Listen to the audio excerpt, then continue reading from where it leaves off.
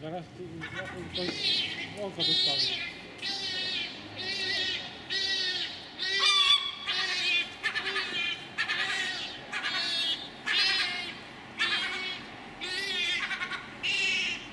Teraz jej krzywdę zrobić. Co pan chce mi zrobić? Niech pan na ten balkon tam wyniesie go. Jak to pan wygląda? Na ten dach do tego. Wodzie sobie ją. W tym stylu?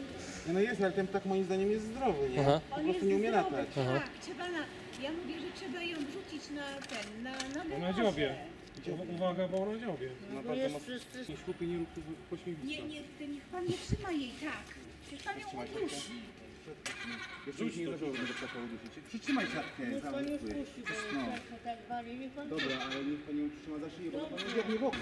Słyszysz? Idź go zanieść gdzieś tam w krzaki. Nie w krzaki, chodźmy.